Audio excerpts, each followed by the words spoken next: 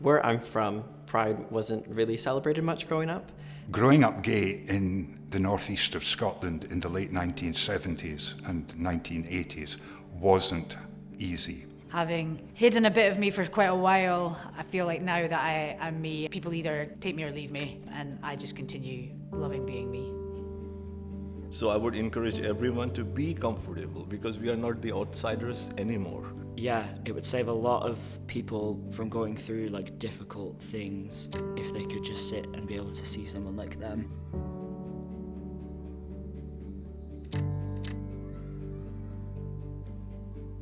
Pride is just about being yourself, about being proud of who you are, and not letting anybody else live your life for you. Pride means not being afraid. It means being confident in who I am and comfortable with who I am, and it means being part of a community. I'm proud that I've recently kind of started to, by going to Pride last year and kind of just finally sitting with myself at the end of the day and who I am. I'm proud that I love myself because I feel like it's difficult to get to that point, and I'm proud that I can finally say I look in the mirror and I like who I see, and I'm never going to be anyone different, so I might as well start loving myself now, and I think that's an achievement in itself. And it should not be important to anyone who you like and what your sexual preference is.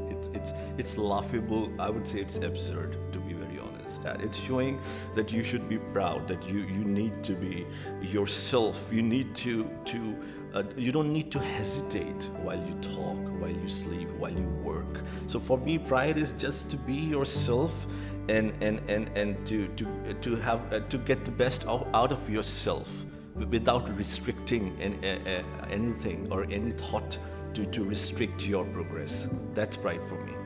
I'm proud of my ability to just be who I am. I think after all this time of pretending and putting up this shield, I'm really I've really worked hard to be able to just sit down and be this is who I am. To walk into a room and just be the man that I in my head have always been. It feels really rewarding after years of just pretending. And I'm proud of the way that I present and the way that I carry myself in the world. I was at a school reunion a couple of years ago and was chatting with someone that I hadn't seen in 35 years. And I said, just very casually, it wasn't really happy growing up here, gay in the 1980s. And he just gave me a hug. And I thought to myself, well, if I'd known that 35 years ago, things might have been different.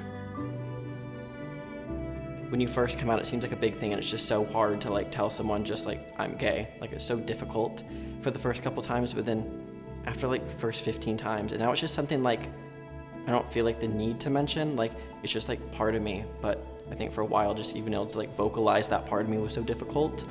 But now, my 18-year-old self, he was a mess, and I'm very happy where I am in life. And if I could have seen myself 4 years ago, who I am now, I think I would be very happy to see where I am. I've been very lucky that I've not felt very fearful very often because of my sexuality, but I know there are a number of communities and a number of groups that do still feel fearful. So I would love it for people to just be able to be them and not live with that fear. So moving forward to the audience and to the people in this community, this word, we won't have to say we were lucky that we got this support, because this should be a given. Just keep pushing. I know it feels difficult, and I know it maybe hurts, and I know that you're gonna feel really lost, but there are people there for you, and there are, so many different options for who you can become and who you can be. And I'd say to just keep fighting for who you are. We need to celebrate the things that join us together rather than the things that try to drive us apart. And we've got to keep up the pressure and the momentum to make society at large more accepting.